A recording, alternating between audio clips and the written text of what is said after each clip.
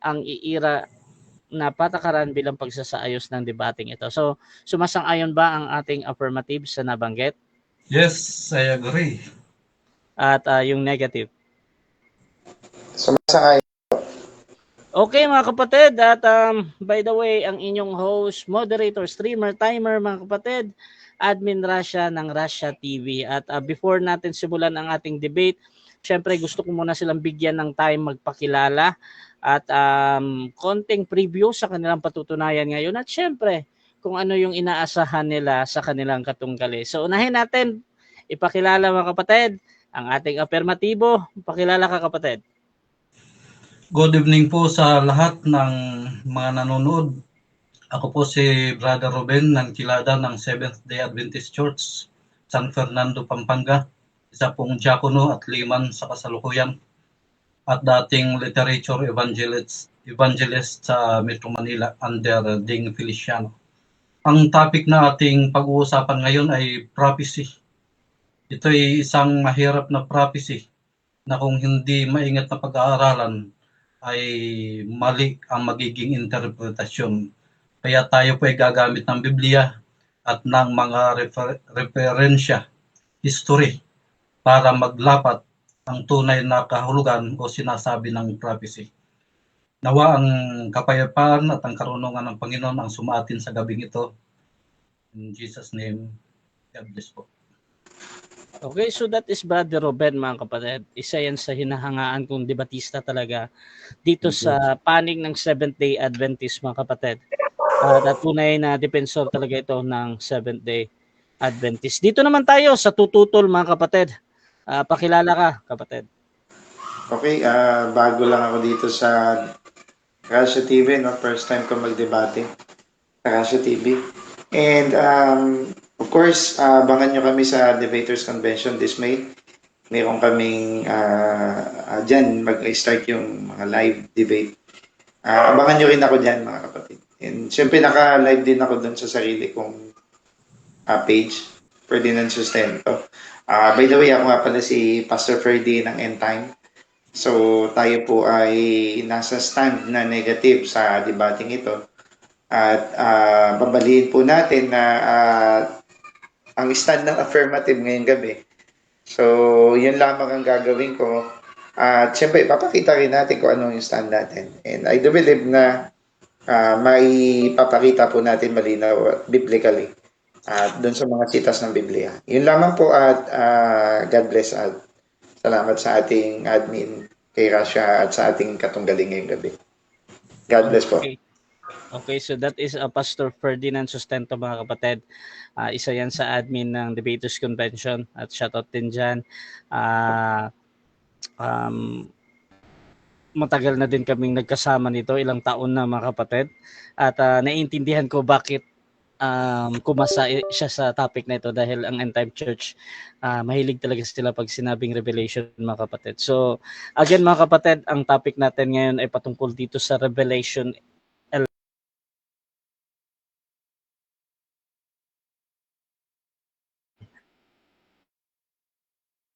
na patutunayan nga ng ating affirmative na yung dalawang saksi doon ay ang Old and New Testament ng Biblia mga kapatid. So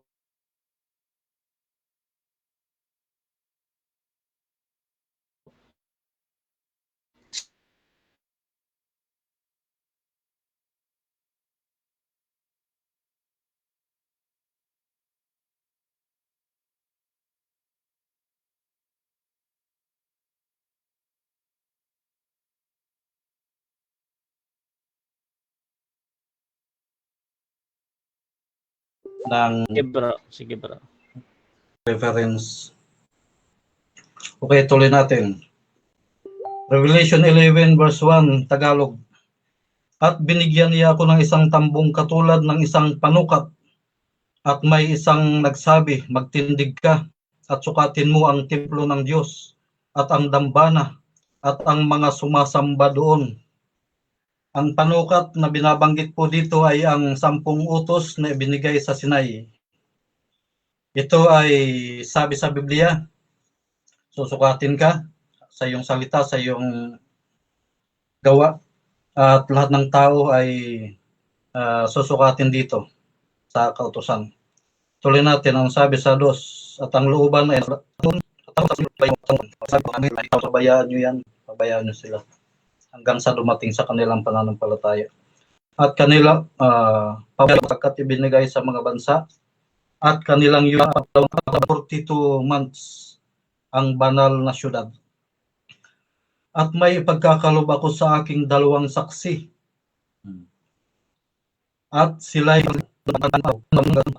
binabanggit sa verse equivalent to ang may ipagkakalob ako sa aking dalawang saksi. Mga ito'y ang dalawang punong olibo at dalawang kandilir ay tayong malito dito at may ipagkakatang ng Panginoon ng lupa. Ano yung dalawang olibo at dalawang kandilero? Tingnan natin. Zechariah 4 verse 12, and answered again and said unto him, what be these golden pipes in the golden these are the two anointed ones.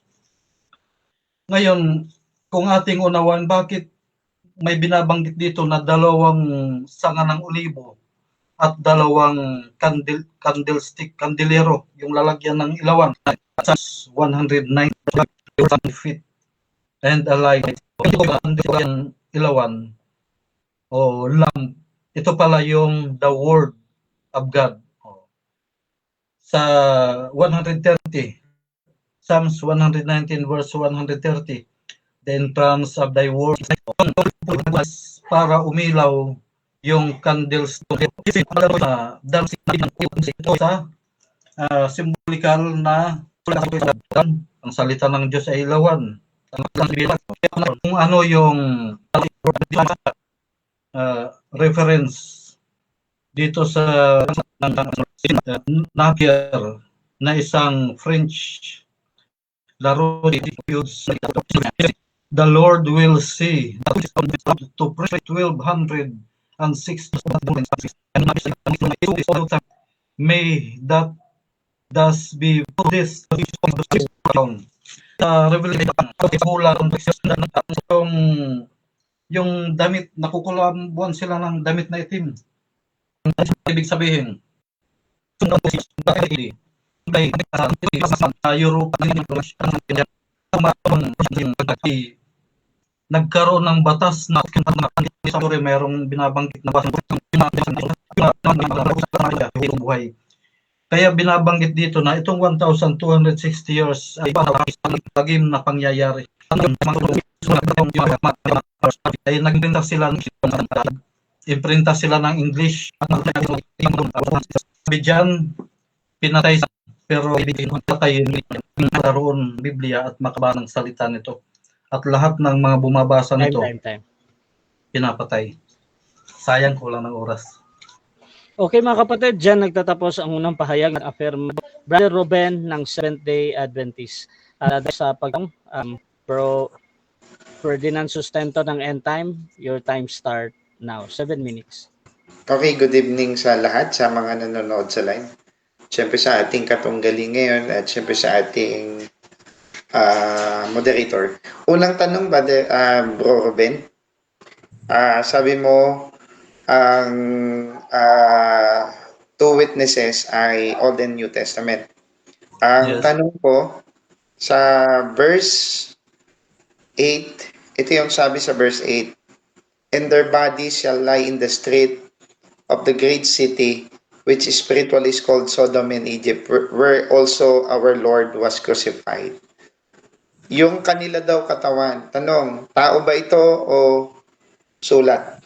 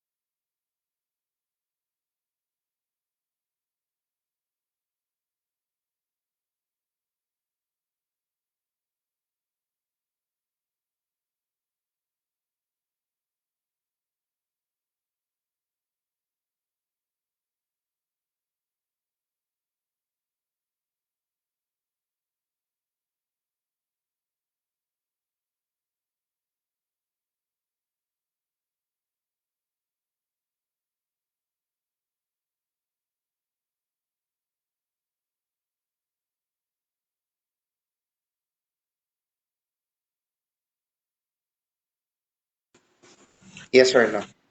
Sagot, symbolical yan. Symbolical. So, kung symbolical ito, sabi dito, ito daw ay yung body daw nila, yung katawan daw nila ay maglalay doon sa street. Anong symbolical nito? Ah, Yung bangkay nila ay nasa langsangan. So ano yung bangkay nung dalawang testamento? ito yung mga kopya, mga Yung namatay sila, yung namatay, yung and their dead body was laid down on the street. Ang sabi mo, yun yung 1,260 years. Ngayon, dito sabi dito, ilang taon sila nagsipanghula? Sabi dito, 1,260 days. Ilang taon sila naghula? Nung simula 500 to 1700s? Ano yung totoo? Yung nanguhula o yung namatay sila? Kailan sila naghula, ng hula? Okay, ganito. Pag sinabing nanghuhula, nagpra-prophecy. Ibig sabihin, ang salita ng Diyos simula 538 AD hanggang 1798, yun ay pinangangaral nila kaya nga hinuhuli sila pinapatay. Pilit pinapatay ang katotohanan at sinasabi, bawiin mo ang yung pananampalataya, hindi ka masusunog. Kaya't ano yan ay sa loob ng 1,260 years ipinagpatuloy ang pangaral. Hinuhuli sila? Ano yun? Tao o bagay? Ganito yan. Yung two witnesses, Old and New Testament. Ang tanong ko, tao o bagay? Okay, close-ended to bro. Tao ba daw or bagay, bro? Okay. Bagay. Bagay. Proceed. Kung bagay yung hinuhuli, paano huhulihin yung bagay? Ganito yan. Ang Biblia, yan yung two witnesses. Dinadala ng mga tao, ipinangangaral. Ngayon, hinuhuli sila, kinukumpiska yung Biblia. Yung Old and New Testament, yan yung two witnesses na pinagbabawal noong Dark Ages. Hinuhuli yung mga nagdadala nito. Kinukumpiska ang Biblia, sinusunog. Okay, next question ako. Paano sila manghuhula kung walang tao?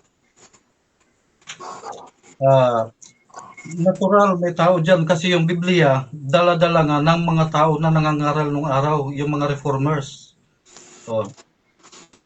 Dala-dala nila. Sige. Tuloy lang. Okay, next question. Next question, bro. Next question. Okay, sino ba talaga manghuhula? Yung bagay na testamento o yung tao na gamit-gamit yung testamento? Sagot. Ang nanghuhula, ibig sabihin, nangangaral. Okay, sagot bro. Categorical yan. Okay. Time stop po na.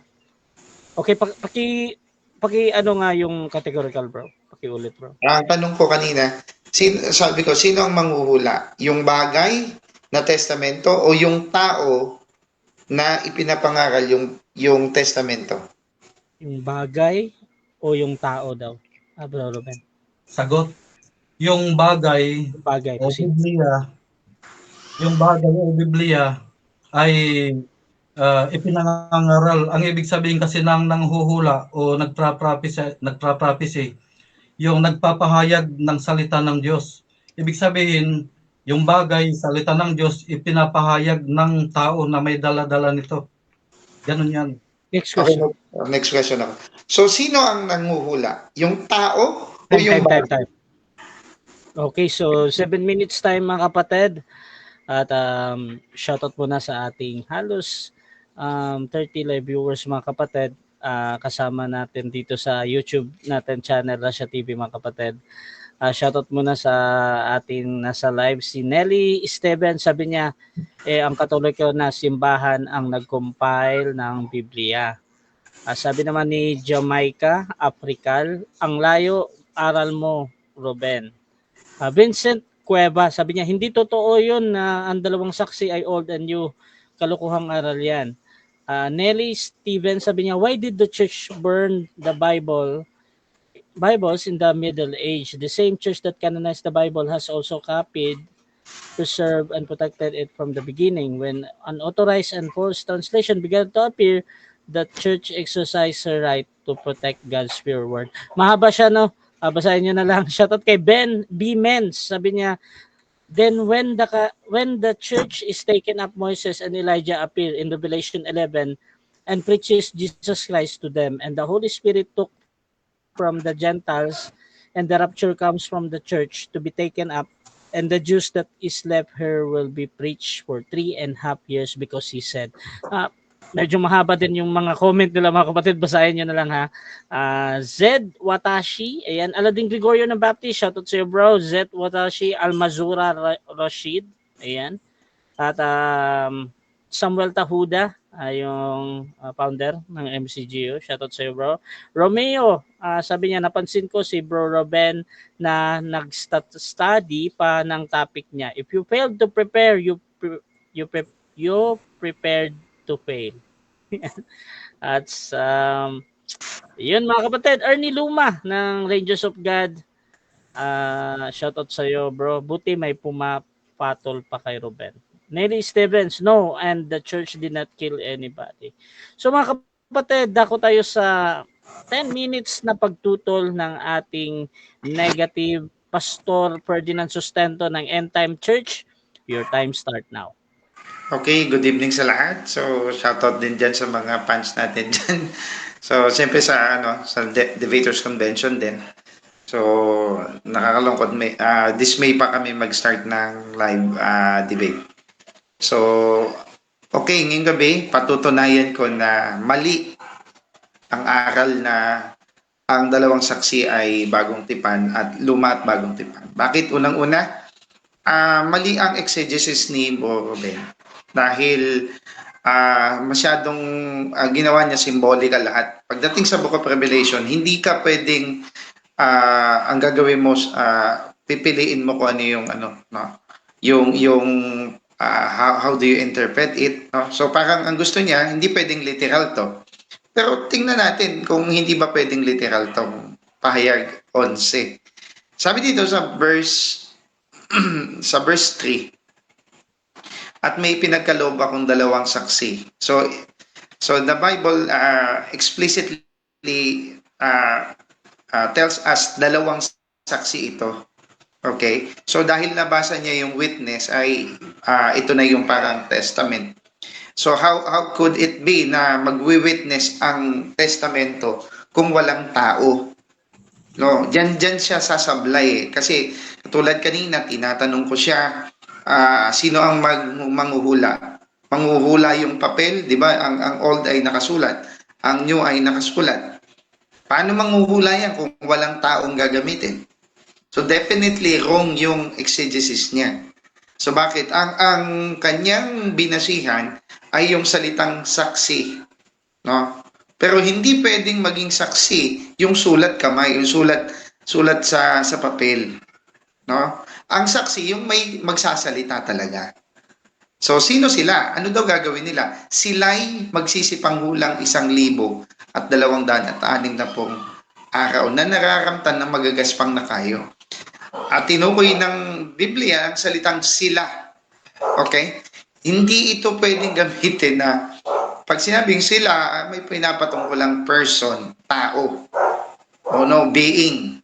Okay? So, tinututulan ko, yun lang ang trabaho ko. Pero, syempre, bago ko tutulan, ipapahayag ko bakit yun yung stand ko. So, mga nanonood dyan, you can comment din na negative sa part na yan. Pero, hindi ito pwedeng tawaran ang unawang ito. Bakit? Dahil sa salitang sila'y nagsisipanghulang 1,200 at 60 araw.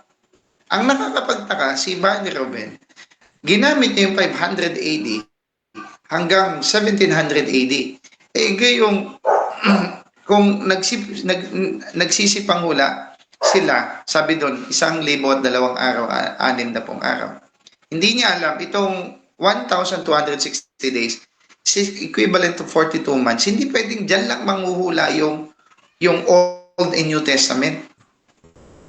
O kailan pa nag-start ang Old? Ang Old Testament, wala pa si Kristo, nandyan na yan eh. Nandyan na yung Torah, yung Tanakh, no? Binabasa na nga nila yan eh. Ba't dun mo lang gagamitin yan sa panahon ng 500 AD? Ginamit nga ng Panginoon yan, binasa niya yan. Dapat mag-date ka doon. So, mali na ang datings. Doon lang ba dapat manghula? Nanghula na yan. Halimbawa, bigyan natin ng hula ang Old Testament sa Isaiah 7:14. So, Isaiah 7:14 tayo.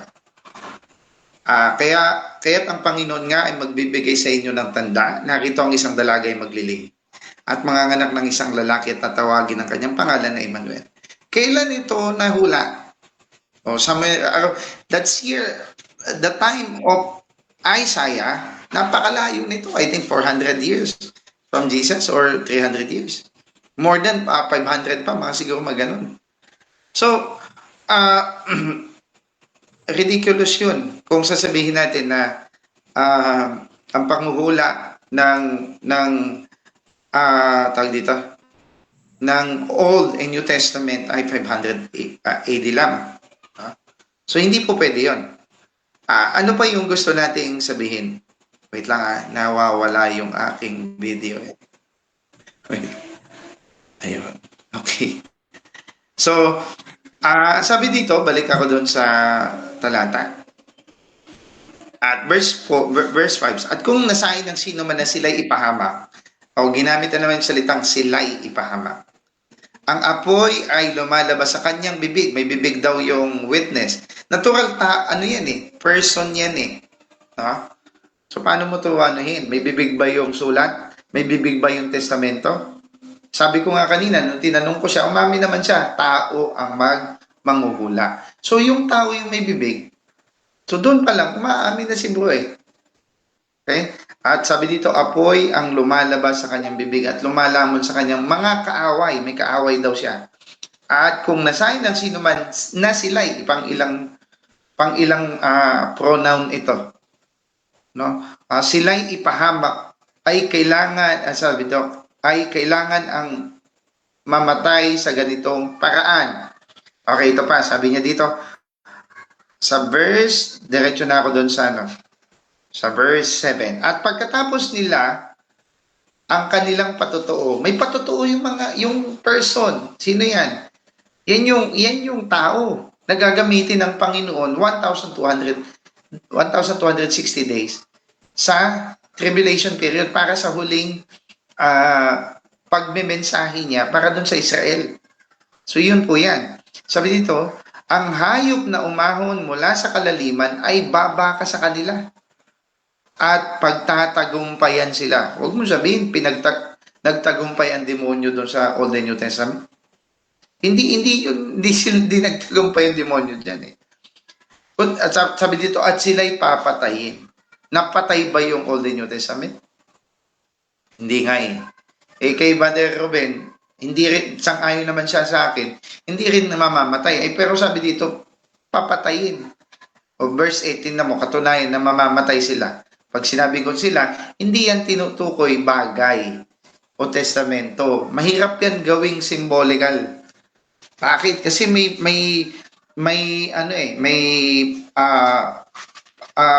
ginagamit yung pronoun. Okay? Yung salitang sila. Okay, sabi dito, at ang kanilang mga bangkay, may bangkay eh. So, ibig sabihin, may being, may tao. No? Hindi ito, masyadong ridiculous yung gamit ng 3 minutes ng ating affirmative sa paggamit ng mga salita. Ang tawag dyan, exegesis yan. Hindi yan exegete. Hindi yan proper interpretation. Kumukuha na lang siya ng mga dahilan. Pero hindi siya proper interpretation. Okay, sabi dito, at ang mga, sa verse 10, at sabi dito, sa verse 9, sabi dito, at ang mga tao mula sa gitna ng mga bayan at mga angkan at mga wika at mga bansa ay manunood sa kanilang mga bangkay. Tingnan mo, paano mo isi-symbolize yan? Papanoorin ng buong bansa, ng lahat ng bansa, yung Old and New Testament. Na sinusunog daw, sabi niya. Eh sabi ko nga, yung panghuhula niyan, simula pa nung wala pa si Kristo, mayroon ang panghuhula. Hmm. So hindi talaga namatay kasi may bangkay eh. Oh, ito namatay. Sa kanya hindi namatay, din contradictory din yung sinasabi ni Bro Robin. So, ito pa yung pinaka ano sa 11. Pagkatapos ng tatlong araw at kalahati, tingnan mo to, ang hininga ng buhay. O paano ni Brother Roberto ano? Ibig sabihin yung during that time mawawala yung espiritu ng Diyos doon sa Old and New Testament. Tapos babalik ulit. Oh, ang hirap niyan pagka ACGC yan, yung papasundin natin yung sitas sa ating paliwanag.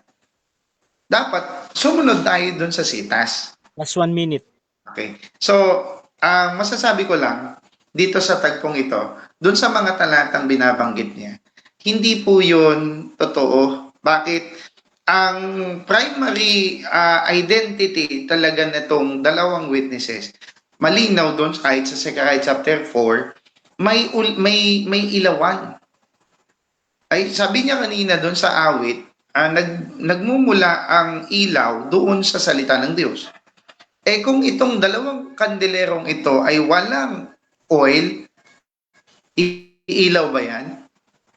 Hindi. So ibig sabihin, hindi silang pinagmumulan. May pinanggagalingan pa. So mali yung sinasabi niya na nanggagaling dun sa dalawang olibo o dalawang kandelero, yung ilaw. May pinanggagalingan yan. So mali nga yung exegesis, yung pagpapaliwanag. So mamaya dun sa aking rebut, i-explain ko kung sino yan. Salamat po. Okay, so dyan natatapos ang unang negative stand ng ating negative mga kapatid, Pastor Ferdinand Sustento ng End Time Church. At syempre, dako tayo sa unang pagtatanong ni Brother Ruben ng Seventh-day Adventist. 7 minuto, bro. Your time start now. Okay, thank you. Pastor Ferdi, yung Revelation 11, symbolical o literal? Literal po yun. Pagdating sa dalawang witnesses. Tanong, sino ang dalawang witnesses na ito na literal ayon sa iyo? Sino? Hindi po nakasulat pero sa amin pong pag-aaral, yan po ay si Moises at Elias. Okay, thank you. Ang prophecy ba? Ito yung prophecy. Ang prophecy ba ay paurong o pasulong? Pasulong po. Okay. Bakit sinabi mo na si Moises at si Elias ay umurong ito ng napakalayong taon mula Revelation hanggang panahon nila Elias? Bakit umurong kung sabi mo ngayon pasulong? Opo. Dahil hindi po yan physically sila dalawa. Kundi ang sabi ng Biblia, I will give power unto my two witnesses. Yung kanila pong espiritu, yung kanilang anointing, ibibigay po doon sa dalawang tao. At the same as pahid kung ano sila. Pero hindi po sila babalik literally, kundi yung pahid lamang. Okay. Sabi mo kanina, hindi yan literal, ay hindi yan spiritual. Tapos sabi mo ngayon, hindi sila babalik literal. Ano ba ang tama? Literal o spiritual? Literal na tao po yan, nagagamitin. At sinatanong ninyo kanina, sino yan? No, kaya nasagot ko, literal na tao yan. Next question po. Okay. Ang sagot mo kanina, si Moises at si Elias. Di po ba? Literal na si Moises at si Elias. Yes or no? Yes, sir, yes. Okay. Sabi dyan, yung dalawang saksi na ayon sa'yo si Moises at si Elias ay pinatay. Kailan pinatay yung dalawang saksi na yan? Pagkatapos po nilang manghula, nakasulat po yan sa talata. Pagkatapos po ng 100,000, 2,000, 6 na pong araw, papatayin sila. At sa ikatlong araw, mabubuhay muli sila. At ibabalik ang kanilang buhay. Okay, tanong. Namatay ba si Elias? Yes or no? Yes po. Tsaka po si Moises. Parehas po sila namatay. Okay, saan mababasa na namatay si Elias? Nakasulat po yan. Sa ibang topic nga lang yan, pero mayroon pong talata yan. Dahil sabi po ng Romans chapter 3, ang kabayaran ng kasalanan ay kamatayan. So, may kasalanan si Elias kahit si Moises, kaya mamamatay sila. Next question po. Okay, sabi sa 2 Hari 2:11, si Elias ay hindi namatay, sumampa siya sa langit, inagaw siyang buhay. Ang tanong, aaminin mo ba na nagsisinungaling ka ngayon dahil sabi mo namatay si Elias? Yes or no? Hindi ko po animinin, para Mr. Moderator, hindi po out of context po yung kanyang topic at kaya hindi ko po sasagutin yan. Sabi mo kanina, literal na si Moises at si Elias. Tinanong kita, namatay ba ang dalawang saksi? Sabi mo, oo, namatay. Ang tanong, bakit sabi sa 2 Hari 2:11, si Elias hindi namatay, dinala sa langit, buhay? Ngayon ang tanong ko, aaminin mo ba na nagsisinungaling ka dahil kinontra mo yung salita ng Diyos? Hindi ko po aminin na nagsisinungaling ako. At yung pong topic na yan ay pwede mong ipadebate na lang sa akin. Ngayon, kung paraan nyo yan para hindi ma-focus dun sa topic, mag-next question na lang po kayo. Sige po. Okay. Next question. Yan ay topic yan. Sinabi mo mismo na yung dalawang saksi sa Revelation 11 ay si Moises at si Elias. Ngayon sabi mo hindi namatay ang dalawang saksi, ay namatay ang dalawang saksi ayon sa Revelation 11. Ngayon sabi mo, namatay si Moises at si Elias. Ngayon, sabi sa 2 Hari, hindi namatay si Elias. Alin ba talaga ang tama? Yung namatay ang dalawang saksi o isa lang na saksi ang namatay? Alin ang tama? Ang tama po, yung namatay yung dalawang saksi, babasahin ko po. Pag ito po ay nabasa ko, baka aminin ninyo na nagkakamali kayo. Ito po yung sabi sa verse 8, at ang kanilang mga bangkay ay nasa lansangan ng malaking bayan. Verse 9, ay manonood sa kanilang mga bangkay na 3 araw at kalahati. Namatay po. Namatay. Si Moises nung namatay, nakita ba ng mga tao ang kanyang bangkay? Yes or no? That's another, hindi ko po sasagutin yan, Mr. Moderator. Hindi, magkaiba po kami ng tinatakbo. Doon lamang po sa talata. Next question. Okay. Sabi mo, literal yan na saksi. At sabi mo si Moises, namatay sila. Ang tanong, sino ang nakakita ng bangkay ni Moises? Sabi sa Revelation 11, nakita sila ng maraming tao. Ang tanong, sino ang nakakita sa bangkay ni Moises? Ito po, nakasulat dito, sabi sa verse, binanggit na po dito ang mga tao mula sa gitna ng bayan at mga angkan at mga bansa ay nanonood sa kanilang mga bangkay. Yung mga tao po. Next question. Ibig mong sabihin, pinanood ng mga tao ang bangkay ni Moises, yes or no? Yes po, sa talata, ayon sa talata. Okay. Sabi dito sa Jude verse 9, walang nakakita sa pinaglibingan ni Moises. Tanong, aaminin mo ba na nagsinungaling ka na sa pangalawang pagkakataon? Yes or no? Hindi ko po aminin kasi magkaiba po ang iniisip nyo doon sa talata. Kaya nga sabi ko, sa talata ninyo ako tanungin. Okay. Sabi mo, magkaiba, okay. Yung dalawang witness sa Revelation 11, literal na tao o hindi? Sabi ko nga, sa Revelation 11, dalawang tao po yan na may espiritu ni Moises at Elias. Pag sinabi kong espiritu, anointing, kung anong kapangyarihan nila, ganun din ang meron sila. Kung paano kay Moises at Elias. Next question po. Si Moises ba talaga yan, yung dalawang saksi? Si Moises ba yan at si Elias? Yes or no? Opo. Ito pong anointing nila, kaya po nito, katulad po ni Moises at Elias po yan. Next question. Time na 7 minutes time. Okay, so dyan nagtatapos mga kapatid ang ating first part ng debate. So shoutout muna tayo sa ating nasa live bago natin puntahan ang ating rebuttal. Shoutout kay Ren Yang May, shoutout daw kay Esther Masigan ng Rangers of God, shoutout sa dalawang debater. Shoutout din dito kay Bimens, ang haba talaga ng mga comment niya. Look at them to witness in Revelation 11. I'll give power unto my witness, and they close the heaven in days of their prophecy. Medyo mahaba, bro, ha. Vincent Valehera Cueva. Sabi ng iba si Elias at Enoch daw kasi di nakaranas ng kamatayan. Shoutout din kay Ernie Luma. Ayan. Pareho kayong nakapokus sa imahinasyon nyo.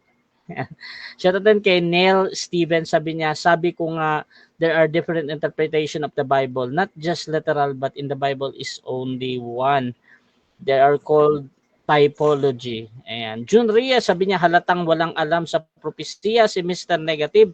Imagine, ang hula sa pagkapanganak kay Jesus mula kay Isaias hanggang sa maganap sa New Testament ay 200 years or 300 years lang. Hehehe. Ayan. So, shoutout din kay Nelly.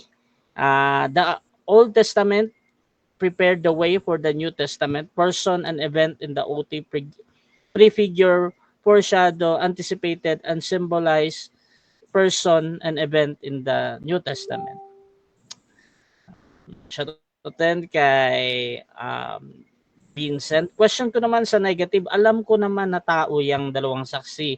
End times ka, so sino yung dalawang saksi na tao? At okay mga kapatid, tuloy-tuloy tayo. Jonathan Abelnosa, go bawat debater. Ayan, shoutout sa iyo bro. Vito Magada, malayo yung sagot. The bread of our soul, Moses and Elias, ang dalawang saksi, 100%. Ayan, so mga kapatid, dako tayo sa rebuttal. Again, ang topic natin na pinag-uusapan ngayon ay patungkol dito sa pinatutunayan ng ating affirmative na ang dalawang saksi sa Revelation 11 ay ang Old and New Testament ng Biblia. So, Brother Ruben, rebuttal mo bro. Your time starts. Okay, shout out muna sa aking grandmaster na nanonood ngayon at ang kanyang pamilya. Katolikong pamilya sila at mahilig mag-aral. Ito na brother, ang prophecy. Pag sinabing prophecy, hindi talaga maunawaan yan ang ibang pananampalataya. Yung kanilang prophecy, literal eh. Tinanong ko siya, yung bang prophecy, pasulong o paurong? Yung kanya paurong, baliktad. Pag sinabing prophecy, yung darating na panahon yun ang tinutukoy, inuhula ng prophecy. Yung kanya paurong eh. Kaya na Moises at Elias. Okay, tinanong ko siya, literal ba yan o spiritual? Literal. Sino yung dalawang saksi? Si Elias at si Moises. Tanong, namatay ba yung dalawang saksi na yan? Si Elias at si Moises, namatay daw. Hindi pala niya alam na si Elias pala, hindi namatay. Sumampa sa langit ng buhay. 2 Hari, 2:11. Yan ang sinasabi ko sa inyo. Dapat pagharap kayo sa debate, dapat kabisado niyo yung Biblia. Hindi yung aangang na tayo. Isang ano pa lang yan ha, isang tanungan pa lang yan, sablay na, basag na. Paano kang tatayo dyan sa aral niyong walang pundasyon, walang tibay? Sabi dito, ang dalawang saksi, yung kanilang katawan, dinala sa sa lugar na tinatawag na Sodoma at Gomora, ay Sodoma at Ehipto. Kailan napunta sa Ehipto si Elias? Kailan napunta sa Sodoma si Moises? Di malina. Talagang yan. Narinig ko kanina, andyan si Luma. Wala, buti daw may pumapatol eh. Nung nakaraan, ikaw naghamon sa akin eh. Anong nangyari? Dinadurog ka. Kaya move on. Hindi ka nababangon dyan. Tuloy natin. Ayon sa history, hindi itong mga SD na nagpapahayag. Yung dalawang saksi na yan, ano talaga yan? Yan yung Old and New Testament. Yung binabanggit ditong street o city, ito yung lugar sa France na kung saan doon sila nag-bonfire. Pinagsunog nila yung mga kopya ng Old and New Testament. Pagdating sa Revelation, mga kapatid, kaya nga Revelation eh. Ano yan? Prophecy. Hindi yan literal. Symbolical yan. At nagbanggit pa ng taon. Yung 3.5 years, kapag tinutal mo yan, 42 months yan. Ang 42 months, kapag kwinintada mo times 30, sa bawat buwan, 30 days, 1,260 days. Ngayon ang days ay isang taon yan sa prophetic equivalent time. Kaya 1,260 years. Meron tayong pundasyon. Mula 538 AD, naging madilim. Kaya nga sa history, the Dark Ages. Sinusunog yung mga sumasampalataya doon sa dalawang saksi. Ang dalawang saksi, Old and New Testament. Ang Old and New Testament ay nagprophecy yan. Nang huhula yun, anong sabi? Anong sabi sa Old Testament? Hindi uulan sa loob ng 3.5 years. Natupad o hindi? Nasa aklat yan ni Isaiah. Hindi umulan ng 3.5 years. Tapos anong nangyayari? Ang dalawang saksing ito ay kayang magpababa ng apoy. Nung contest sa Mount Carmel, bumaba ang apoy ayon sa salita ng Diyos. Ginamit ni Elias yung salita ng Diyos. Bumaba yung apoy. Maliwanag na yung dalawang saksing ito na nagpapababa ng apoy at nagsasara ng langit, ito yung Old and New Testament, yung salita ng Diyos mismo. Yun ang dalawang saksi. Pinatay sila. Ang kanilang mga bangkay ay inilatag sa lansangan. Ibig sabihin, nung kinumpis ka ang lahat ng kopya ng Biblia, dinala sa lansangan, at yung mga bumabasa nito, ginapos, sinunog ng buhay. Ang katotohanan, pinatay. Ibig sabihin, wala nang mga ngaral, wala nang mababasang katotohanan, kaya pinatay. Yun ang binabanggit dyan. Hindi sila inilibing. Kaya hindi inilibing kasi hindi naman talaga literal na tao yan eh. Tinanong ko kanina si Pastor Ferdi, sino ang nakakita nung inilibing si Moises? Mga tao daw. Sabi sa Jude 9, walang nakakaalam ng libingan ni Moises. Di basag yung kanyang argumento. Hindi nababangon yan. Basag na yan eh. Wala na. Ano na lang yan? Tawag dyan, hula-hula na lang. Walang pundasyon ang prophecy ng end time. Wala talaga. Unang tanungan pa lang yan eh. Isang pa lang yan yung tinatanong natin doon pa lang sa verse 3. Hindi na masagot-sagot. Kanina nung nagpapahayag siya, akala mo, marunong. Yun naman pala nung tinanong, wala naman palang alam. Walang katotohanan na pinag-aralan. Paano ka makakasagot kung wala kang alam? Ganito yan. Anong tawag? Sodom and Egypt. Pag sinabing Sodom, ibig sabihin walang moral. Noong panahon bago ang French Revolution, sa taong yan, sa loob ng 1,260 years, 538 AD to 1798, sa gitna ng mga taon na yan, naging magulo ang France. Kaya nga nagkaroon ng revolution eh. Walang moral. Yun ang sinisimbolahan ng Sodom and Egypt sa verse 3. Yung Egypt ano ang mayroon sa Egypto? Anong sabi ni Pharaoh kay Moses? Who is God? Anong nangyari sa Pransya? Hindi nila pinaniwala ng Diyos, talagang sunugin yan. Lahat ng mananampalataya sunugin. Hindi nila nirespeto ang Diyos. Kaya't yan ang sinisimbolahan ng Sodom and Egypt. Kung literal ito, kailan napunta sa Sodoma si Elias at saka si Moises? Basag yan. Hindi na tatayo yan. Kailan napunta sa Egypto si Elias? Kaya't symbolical yan mga kapatid. Mag-aral tayo ng malalim sa sabi dito, fulfillment of prophecy, Rotterdam in 1686, history ito. Sabi dito ni Jairo, sabi niya, I believe that the lying dead of the two witnesses will occur, especially in France, means that the profession of the true religion will be abolished. Inano nila kahit yung simbahang Katoliko noon, talagang inabolish ng hari ng Fransya. Anong ginawa ni General Berthier? Sinalakay niya ang Roma. Hinuli niya ang Papa. Talagang ang religion nung panahon yon ng Dark Ages, talagang tinigil nila. Tinigil. Kaya yan ang sinasabing pinatay ang katotohanan. Lahat ng Biblia, pati mga Roman language na Biblia, sunog lahat yan. Ganon ang nangyari sa France. Anong sabi? Anong sabi sa verse 4 and 5?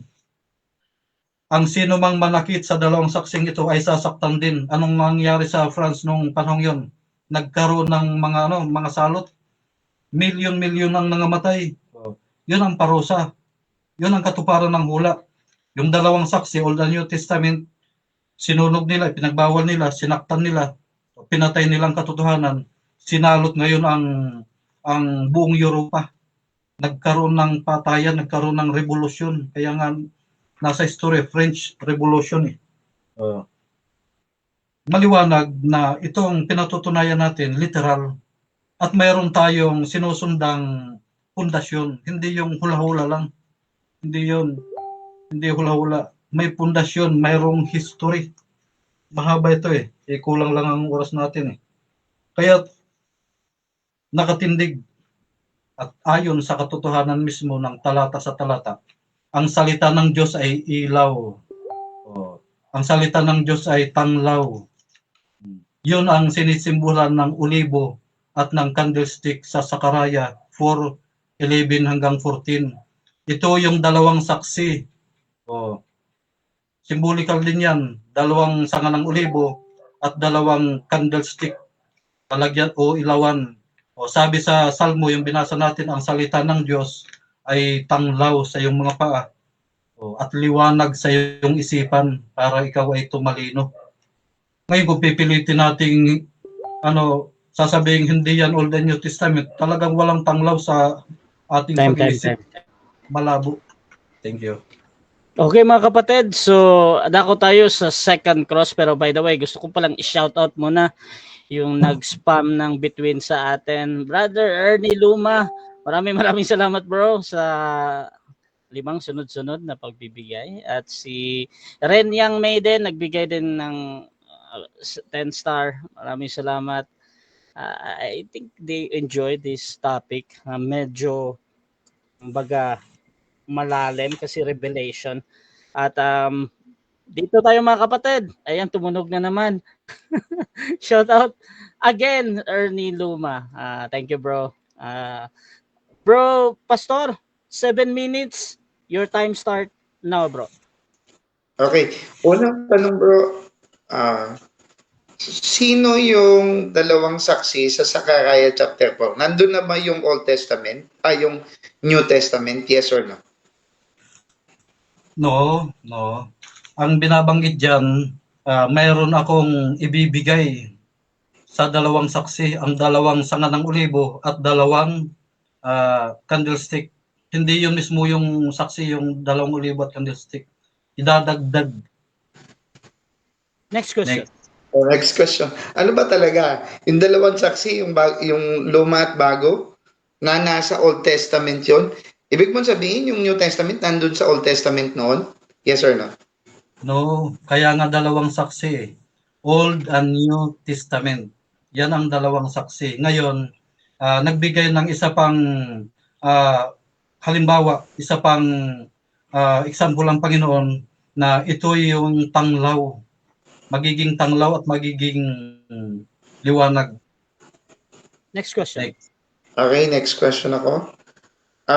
Sabi dito sa verse 6 ng pahayag, ang mga ito ay may kapangyarihang magsara ng langit upang huwag umulan sa loob ng mga araw ng kanilang mga hula. Sinong tao sa Biblia ang may kayang hindi magpaulan sa Old Testament? Sino? Tanong, maraming tao ang hindi kaya magpaulan ng ng apoy. Isa lang yung nakapagpaulan sa tulong ng salita ng Diyos, si Elias. Okay, magbigay ka pa ng ibang tao na hindi may kayang hindi magpaulan.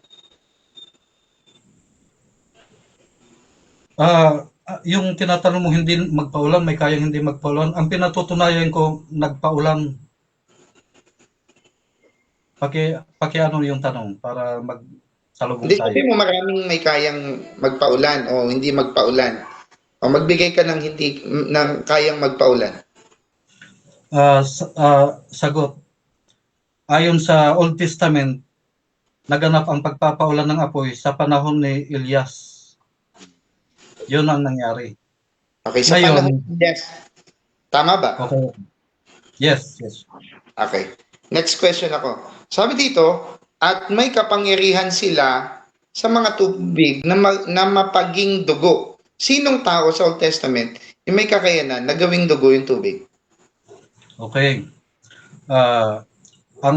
Si Moises, ginamit lang siya ng Diyos, pero yung authority naroon sa tungkol. Mr. Moderator, malabo yung sagot niya. Ang tanong ko, sinong tao? Okay. Hindi maayos yung tanong, Mr. Moderator. Yung sagot, Mr. Moderator. Okay. So, ang ginagamit mo yung ngayon, bro, kung ano yung tanong, yun ang sasagutin. Yes. Ang tinatanong mo, sinong tao, you Sinong expect tao na magbibigay siya ng pangalan na tao. Brother Ruben, ready ka na bang magbigay, bro? Or magka-counter object ka? Yes. Sinagot ko na maayos si Moises. Ayan. Si Moises ang tao, pero hindi talaga siya yung may kapangyarihan, kundi yung salita ng Diyos. Kaya nga kapag sinasabi niya yon, ayon sa salita ng Diyos, kaya nga nagkasala siya nung pinalabas niya yung tubig dahil ginamit niya yung sarili niyang salita. Salita ng Diyos ang may kapangyarihan na magpaging dugo ang tubig. Next question. Okay. So, inaamin mo sa talatang ito na may kapangyarihan na gawing dugo ang tubig at pahirapan ang lupa ng bawat salot tuwing kanilang nasahin. Ang inaamin mo na si Moises ito. Yes or no? No. Yung salita ng Diyos ang may kapangyarihan. Si Moises, instrumento lang siya. Mali na sabihin si Moises ang may kapangyarihan. Kaya nga namatay siya, nagkasala siya dahil kinuha niya yung para sa Diyos na na kaluwalhatian. Mali yung tanong. Next. Okay, next question. So, ibig mo sabihin, ginamit ng Diyos si Moises na gawing dugo yung tubig. Yes or no? Yes. At yun, ang pangyayaring yun, dahil sa salot, yung 10 salot na nangyari sa Ehipto. Okay. So, iwanan na kita dyan. Next tayo. Sabi mo kanina, hindi makikita yung kanilang bangkay. Sabi dito sa verse 8, at ang kanilang mga bangkay ay nakita sa lansangan. Ang tanong ko, nakita ba o hindi? Sagot, nakita ang kanilang bangkay, pero wala akong sinabi kanina na hindi nakita ang kanilang bangkay. Ang hindi nakita, yung bangkay ni Moises nung mamatay siya. Kaya maliwanag na hindi si Moises yung binabanggit dyan sa Revelation 11 dahil nakita ng mga tao. Next. Next question. Sabi dito, at ang kanila tungkol yun sa verse 6. Tama ba? Sagot, sa dalawang saksi. Yun ang tinutukoy na kanila. Okay. Next question ako. So, yung dalawang saksi na yon, may kakayanan silang gawing hindi umulan sa kanilang araw at kayang gawing dugo ang tubig. Tama o mali? Mali ang pakaunawa mo. Ganito yan. Binabanggit dyan sa loob ng 1,060 years sa kanilang panghuhula. May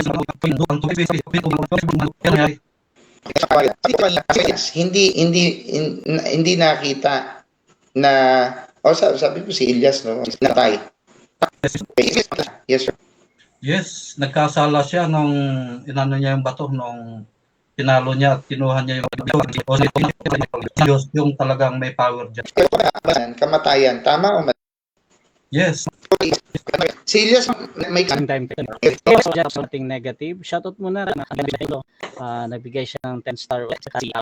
Sabi ni Nelly, beside, hindi nakasulat sa Biblia basta ang lahat nakasulat. Ben. Shoutout din kay Romeo shoutout din dito kay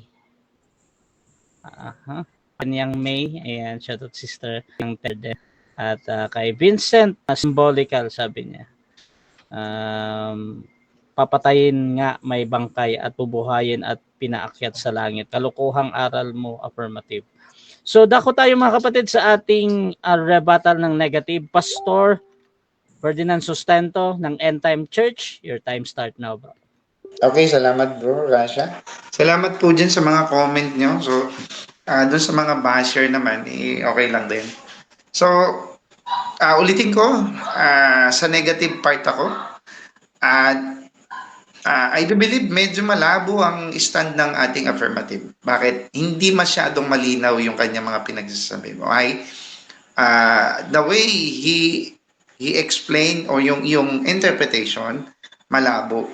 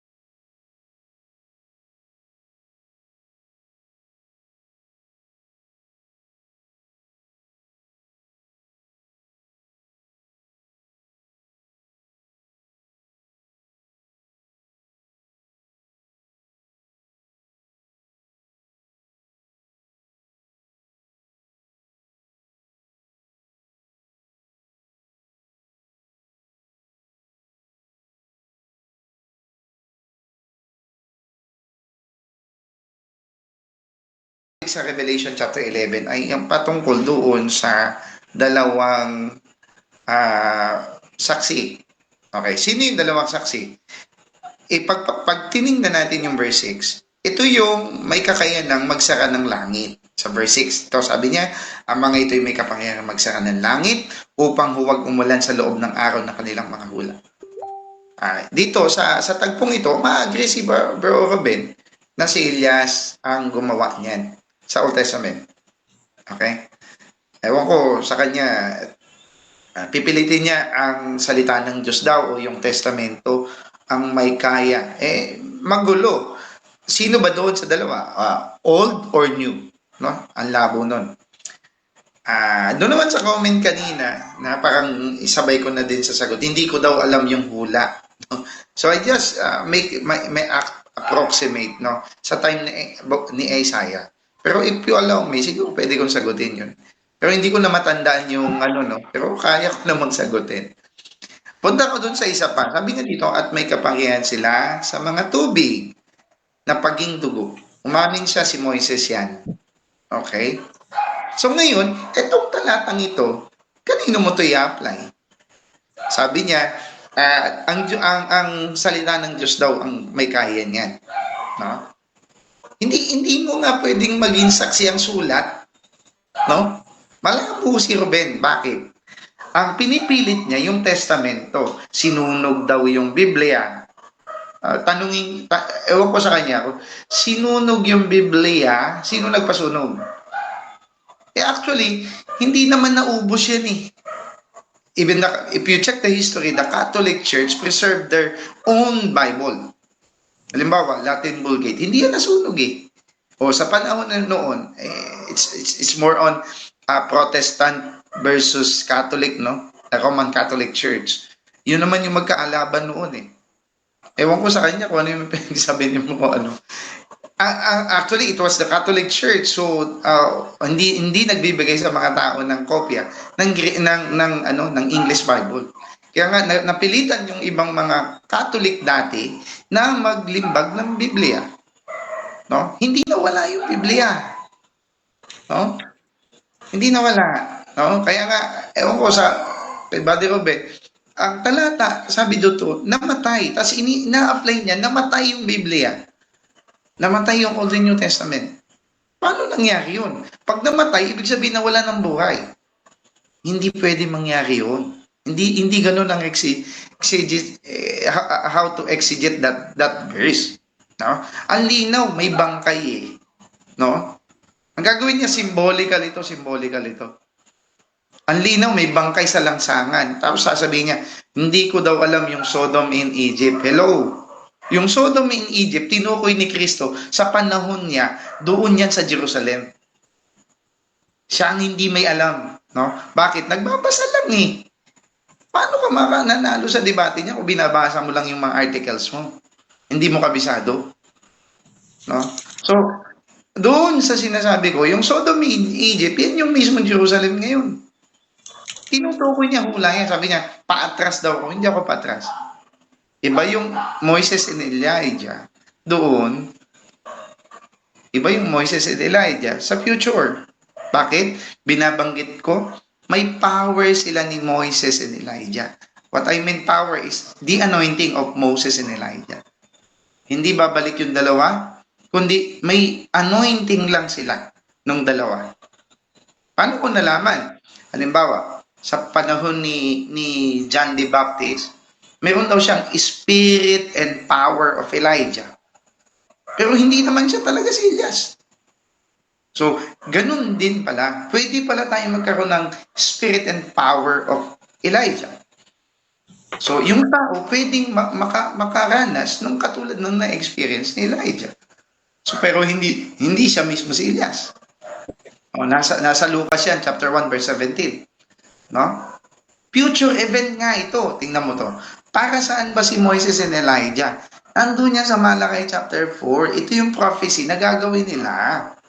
Ano bang gagawin ni Moises and Elijah? Sabi dito, narito aking susuguin sa inyo si Elias na propeta bago dumating ang dakila at kakilakilabot na araw ng Panginoon.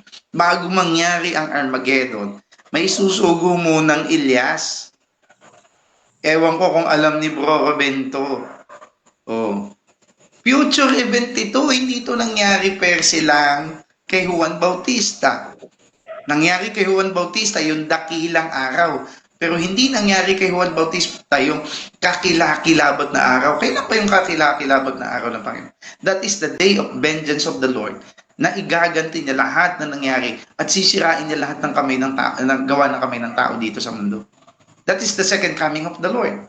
So bago ang second coming of the Lord, may Elias mo nang isusugo. Sino yan? Yan na nga yung Revelation chapter 11.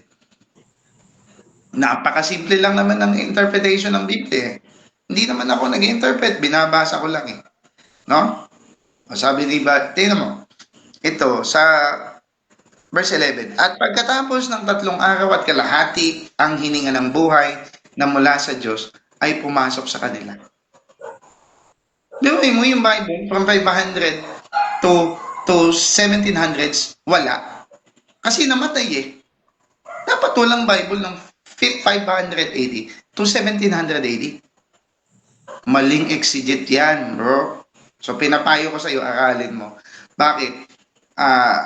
Sa pinag-aralan ko sa Bible School, hindi ganyan mag-exegete ng talata sa talata. Okay? So, sabi dito, at sila'y nagsitindig. Tumindig eh. Oh, may paa. At sila'y nagsitindig at dinatna ng malaking takot ang mga nakakita sa kanila. Nakita pa eh. Last 3 Pambihira. minutes. Tapos sabi dito sa verse 12, at narinig nila ang isang malakas na tinig na nagsasabi sa kanila, umakyat kayo rito.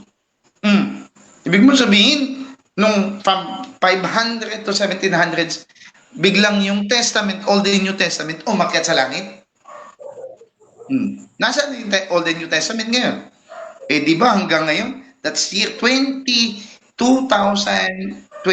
AD nowadays. Bakit mayroon pa rin tayong hawak? Nakanya? So, itong Revelation 11, hindi ito patungkol doon sa parang sinasabi ni Bro Ruben. Napilit niyang ine-exegete pero mali. ICGCs yung ginagamit niya. Ewan ko kung alam niya yung exegesis sa ICGCs. Okay? So, ulitin natin, sino ito? Si Moses and Elijah. Inamin niya yan kanina eh. Sa verse 6, ulitin natin. Sino ba yung may kapangyarihan na hindi pa ulanin? Di ba sa panahon ni Elias yan? Sino naman yung may kakayanan na gawing dugo yung tubig? Hindi ba si Moises yan? Okay. So, nangangahulugan, ang dalawang saksing ito ay sa espiritu at kapangyarihan ni Elias at ni Moises. Para ano? Para tatakan ang 144,000 lipi ni Israel. So, hindi ito basta-basta na tao. Sila ay nandoon sa aspeto na mayroong kakayanan na tatakan yung 144,000 na mga Hudyo. Just 1 minute. So, ulitin natin, ang trabaho ni Bro Ruben, patunayan niya na ito ay testamento. Ang sinasabi niya magulo 500 to 1700, dapat wala na yung testamento ngayon kasi umakyat na sa langit. Okay? So, hindi ko na masyadong papaliwigin kasi self-explanatory ang talata. Okay? Ulitin ko, sabi dito, yung bangkay, no? Tapos nagsitindig, ibinalik ang buhay, tao yun. Hindi at testamento. Malinaw pa sa sikat ng buwan yan. Salamat yun lang at binabalik ko na kay Bro Rasha. Okay, so dyan natatapos mga kapatid ang rebuttal ng ating negative. Pastor Ferdinand Sustento ng End Time Church. At dako tayo sa 7 minutes na second cross din ng ating affirmative. Brother Ruben ng Seventh-day Adventist, your time start now, bro. Okay, tanong. Kailan magsimula ang 1,260 days na binabanggit dito sa Revelation 11? Hindi natin, ang pagsisimula niyan pagkatapos ng rapture yan, second coming of the Lord. So magsisimula yan pagkatapos ng kunin na niya yung mga nobya. So hindi ko malagyan ng date yan kasi wala rin nakasulat. Okay. Kasasabi mo lang ngayon na magaganap yung 1,260 days pagkatapos ng rapture, pagkatapos kunin yung mga naligtas. Ang tanong, sabi dito sa Revelation 11, nagsipanghula sila sa loob ng 1,260 days. Alin ang tama? Yung sabi dito, nagsipanghula o sabi mo after ng second coming? Parehas yan, tama bro. Kasi hindi mo naman mailagay kung saan panahon kasi 2024 ngayon. So ang 1,260 days ay span of time nila, hindi yan year. Okay, next question. Okay. Sabi mo, after ng second coming, after ng rapture, magaganap itong 1,260 years o days. So, ang tanong, magsisipanghula ba, doon ba magsisipanghula ang dalawang saksing ito sa panahon yun after second coming? Yes or no? Pagkatapos po ng second coming ng mga para sa nobya, ay mag-start sila ng paghula para sa Israel. Next question. Okay. Sabi dito, yung dalawang saksi na yan, namatay, nakita ng buong bayan. Ibig sabihin, after ng rapture, pagkatapos ng rapture, doon palang magaganap ito. na namatay yung dalawang saksi. Opo. Pagkatapos po ng rapture, after 3.5 years, saka po sila mamamatay. Next question. Okay. Tapos sabi dyan, muli silang bubuhayin, dadalhin sa langit. Oh. Ibig sabihin, doon pala mangyayari yun. Opo. Babalik sila sa langit. Opo. Yung espiritu at kapangyarihan ni Elias papasok sa dalawang tao para magsipanghula, then papatayin, then aakyat sa langit, babalik sa Diyos. Tanong, ano pa ang silbi ng kanilang panghuhula kung tapos na pala ang kaligtasan? Dahil rapture na dumating na ang Panginoon tapos ng kaligtasan Ano pa ang silbi ng kanilang panghuhula? May silbi po yan kasi hindi po natatapos ang kaligtasan kasi para sa Hudyo ang kanilang gagawin. Ngayon po, bulagang Hudyo, Romans chapter 11, verse 25, pag binuksan na ang mga Hudyo, doon po sila magsisipanghula para sa kanila. Next question. Ngayon kasasabi mo lang ang mga Hudyo ay bulag, ibig sabihin hindi siya member ngayon sa sambahayan ng Diyos. Ganun po ba? Hindi po dahil hindi member, kundi hindi pa sila naliligtas ngayon o hindi pa sila nagigising. Pero sila po ay dati nang sa Diyos, ngunit kailangan mabulag muna bago sila makakilala muli.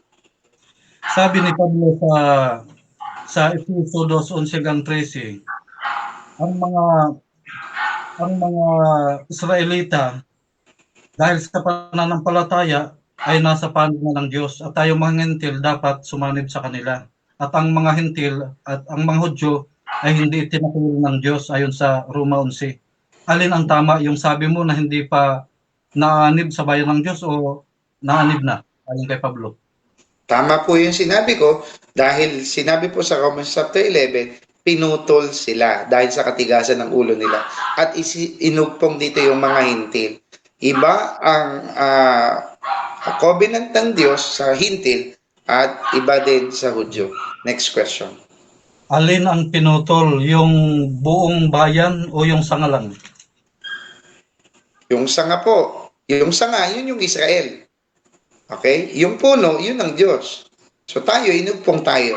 So yung part of the Israel, no? Sila po ay nahiwalay sa Diyos at ibabalik ulit. Yan po ang purpose ng dalawang saksi. Okay. Sabi ni Pablo, hindi tinakwil ng Diyos ang Israel dahil ako man ay Israelita din. Sabi mo itinakwil at hindi pa nadudugtong. Sabi ni Pablo nakadugtong na naputol lang yung sanga. Alin ang tama? Yung sinabi mo, sinabi ni Pablo. Tama po yung sinabi ko dahil hindi po yan kumukontra kay Pablo dahil sa Romans chapter 11, naputol ang sanga. Ang sanga po, yan yung Israel. So, sabi ng Diyos, tama. Yes, agree naman tayo na ang Diyos may dealing pa rin sa panahon ng grasya sa mga Hudyo. Kaya sinasabi niya, pwedeng tumanggap ang Hudyo. Pero ngayon, hindi sila tumatanggap. Next question.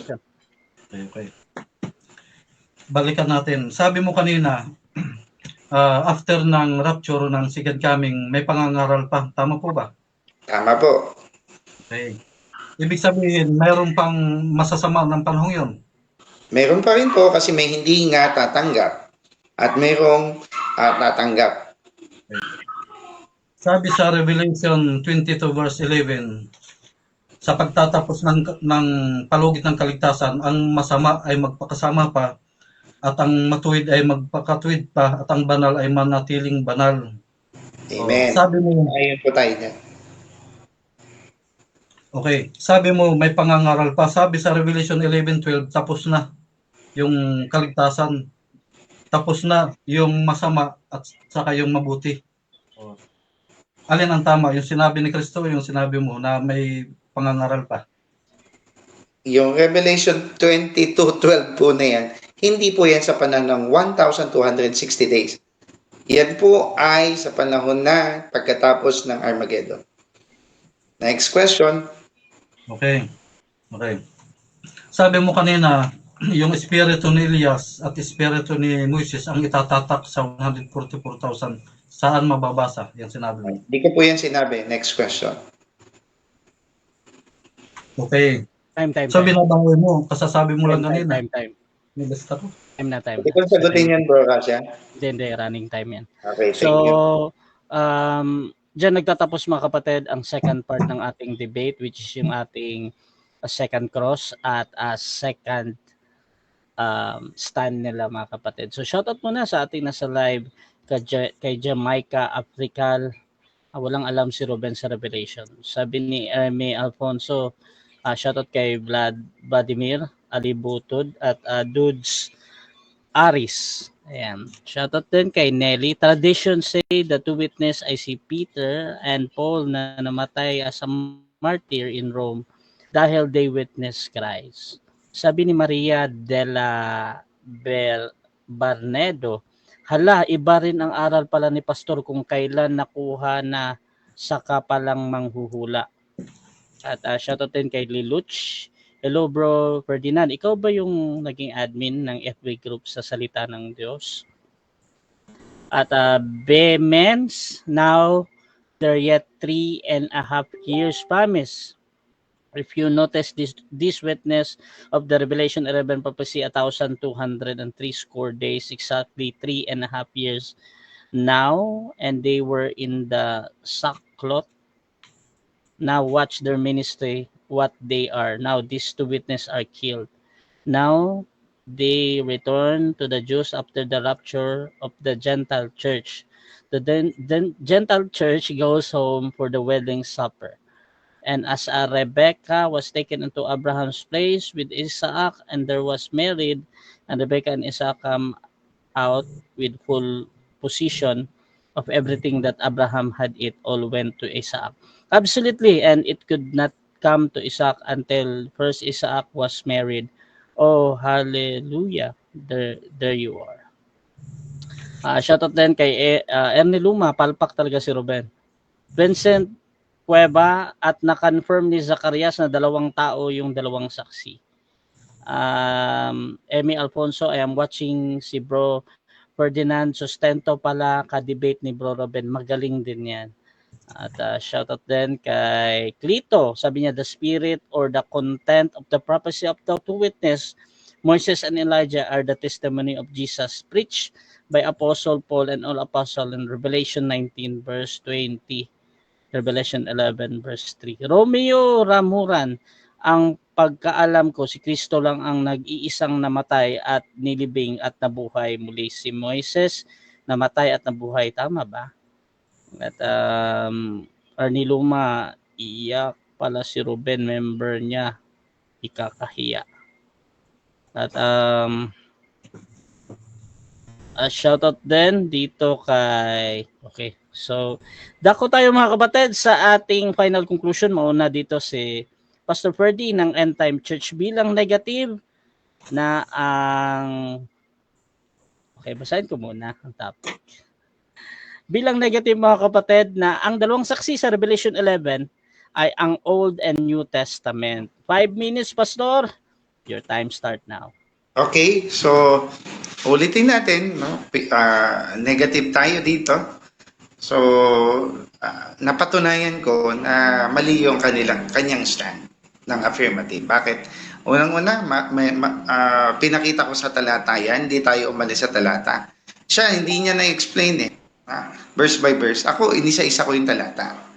Nung tinatanong ko na siya, sabi niya, parehas daw yan ng Zechariah chapter 4. Ay, sino yung 2 saksi doon sa Old Testament?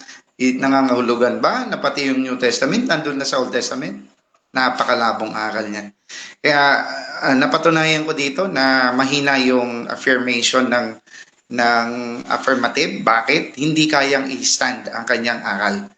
At doon sa mga tanong natin, sumang-ayon pa. At tingnan mo, doon sa talata kanina, nakita yung bangkay. Ewan ko sa kanya. Pag sinabing nakita yung bangkay, ang tinanong ko kanina, sino yung bangkay na nakita? Yun yung nasa verse 6. Sa verse 6, binanggit niya, sino yung hindi nagpaulan? Si Elias. Sino yung naggawa ng dugo ng tubig? Si Moises. So, malinaw yun, ano?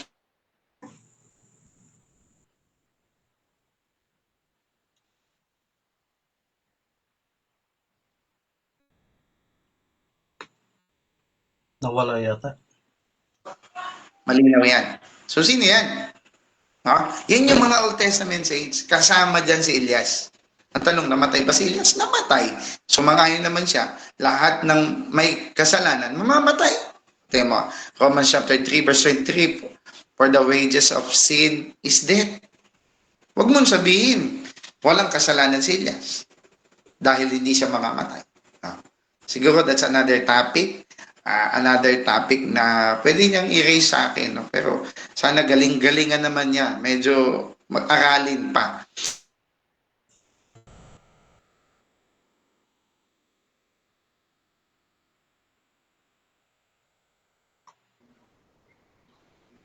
Bro, napuputol ka bro.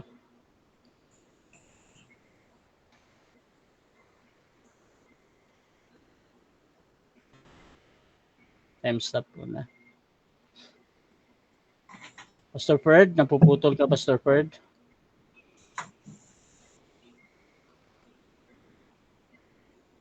Okay mga kapatid, habang hinihintay natin si Pastor Ferd, shoutout muna sa ating nasa live, tawagan natin siya. Ayan. Ito na, pupasok na.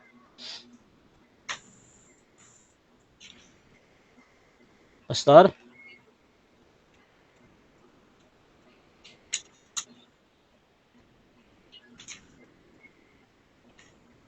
Pastor Ferd? Di ka namin, wala kang audio, Pastor Ferd. Okay, baka naubusan ng data. Shoutout muna again, yung nagbigay ng mga stars natin, Ernie Luma ng Rangers of God, Emmy Alfonso mga kapatid, Ren Yang May ng Catholic, kasamahan ko to sa Light of Christ Ministry. Shoutout din kay sino pa nag-share dito? Layer Ognog. Ayan. Shoutout sa iyo bro. At tayo natin si Pastor Ferdy. So mga kapatid, meron pala akong rules dito. 5 minuto mga kapatid, mag-uuras ako. Kung hindi makabalik si Pastor Ferd, bibigay ko na kay Brother Ruben yung final conclusion ha. So, pa-shoutout muna tayo habang hinihintay si Pastor Ferdy. Shoutout muna sa ating nasa live mga kapatid. Pastor Ferdy, let me call him again. Ayan. So shoutout again mga kapatid sa ating nasa live dyan sa ating YouTube channel din ha. Hindi ko talaga mababasa yung mga comment nyo. Pero alam ko merong mga iilan dyan, merong mga nagko-comment dyan kasi napapansin ko yung YouTube channel natin meron ding mga iilang nanonood. Ayan. So maraming salamat mga kapatid sa pagsuporta. So okay. Shoutout muna. Punta ako sa taas na bahagi ng ating comment. Meron tayong 125 live comment mga kapatid. Medyo maganda naman yung ating comment. Yung ating audience nakikilahok talaga sa kanilang kumbaga kung ano yung view nila mga kapatid sa na ito, sa ating debate. Revelation 11 mga kapatid, basahin nyo. Tingnan nyo kung ano yung interpretation para sa inyo dyan. Ayan. At shoutout kay Vency Cueva. Sabi niya at na-confirm ni Zacarias na 2 tao. Kanina to binasa ko na. Okay, tingnan natin. Nelly Stevens, tradition say that the two witness is ito kanina. Basahin natin dito yung iba pa. So pagdating ng 14 mga kapatid, bibigay ko na kay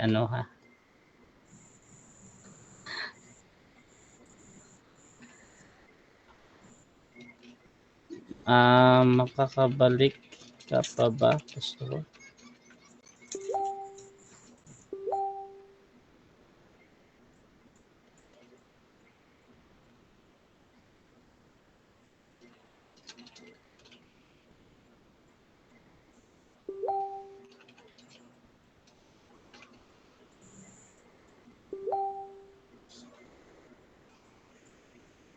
Okay, so nag-PM na si Pastor Ferdy. Wini-wave na niya yung time niya dahil nawalan pala na naubos mga kapatid. Hindi niya na-expect na nauubos yung data niya at medyo gabi na, walang maglo-load kumbaga. So ibibigay ko na mga kapatid ang final conclusion ng ating affirmative. Brother Ruben Nankilada ng Seventh-day Adventist, sa topic mo bro, your time start now. Thank you. Sa tanungan nitong katatapos lang na tanungan, nagkaroon ng pagbabago ang tindig ng time ni Pastor Ferdy. Sabi niya, magaganap daw yung panghuhula na yan ng 2 witnesses, magaganap daw after ng second coming. Kanina, sa una pa lang sabi niya, nangyari doon kay panahon nila Moises.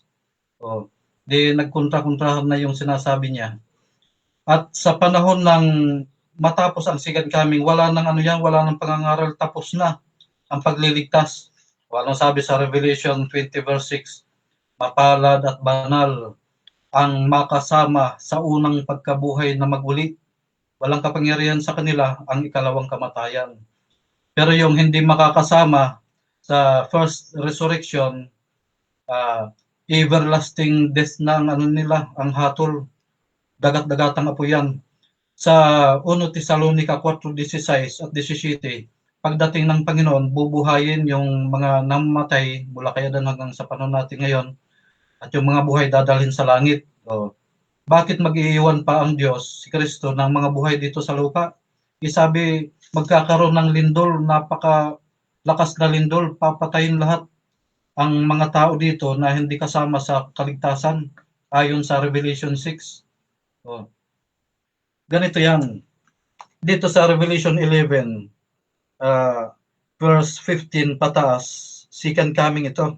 Sabi dito, and the seventh angel sounded, and there were great voices in heaven saying, second coming ito. Ito yung binabanggit din doon sa Revelation 8 verse 1, nagkaroon ng katahimikan sa langit na may kalahating oras. Ibig sabihin, lahat ng mga anghel ay kasama ni Kristo ng paparito.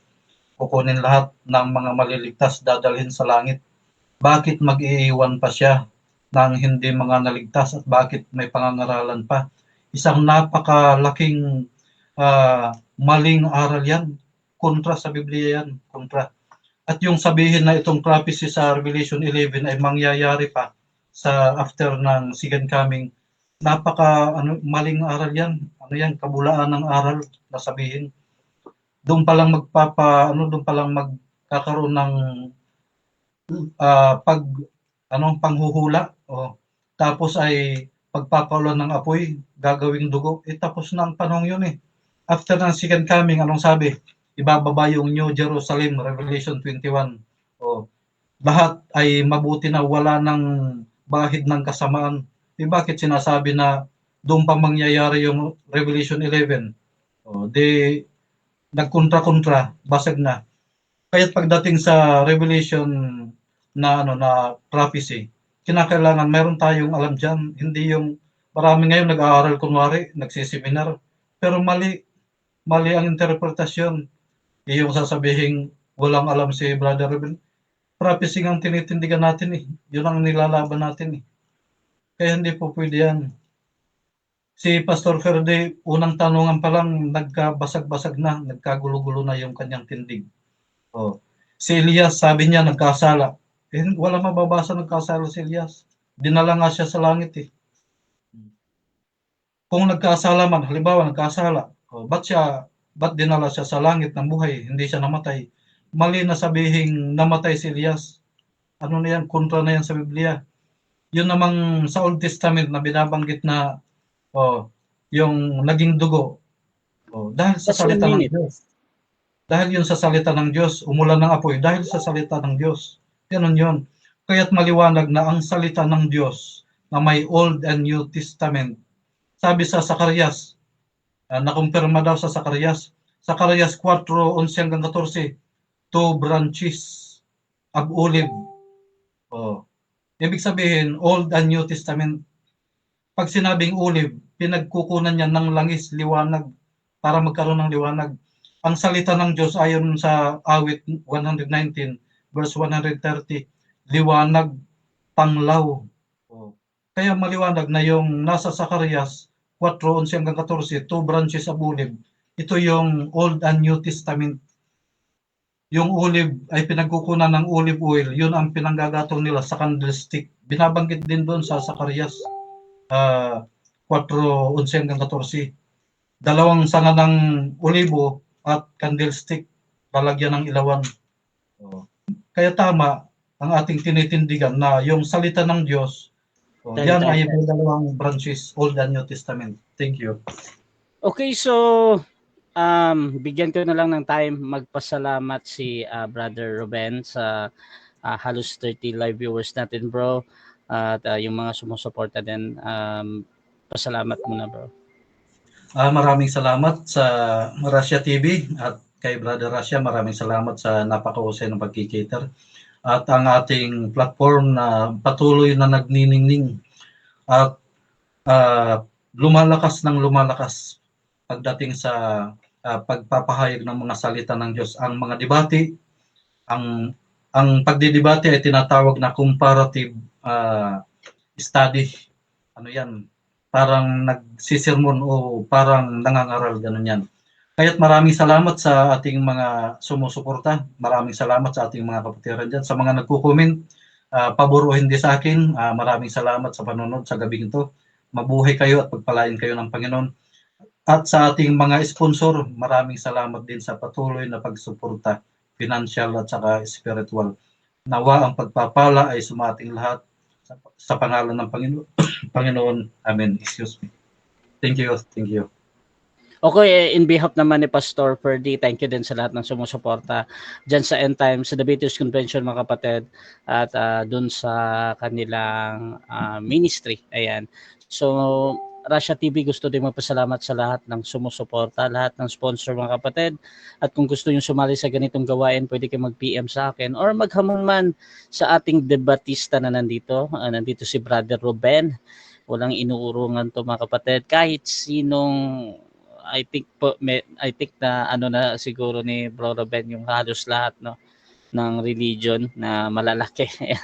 So pwede niyo akong gamitin as a mediator, mga kapatid, doon sa inyong pag-uusap, kumbaga sa inyong debate. Basta sumasang-ayon lang kayo sa lahat ng patakaran dito sa Russia TV, syempre. So Pastor Ferdinand, mga kapatid, ulit maraming salamat. At YouTube channel natin, Russia TV, naka-live tayo lagi dyan kung gusto nyo sa YouTube. At sa profile ko din, please follow yung profile ko dahil dyan ako nag-live. Kasama na din doon yung Russia TV na group. Pwede nyong puntahan yan, bisitahin nyo. Maraming nagpo-post dyan. Maraming mga active na member dyan. At meron din kaming GC, baka gusto nyo ting sumali. Marami doon nagde-debate din. So maraming salamat.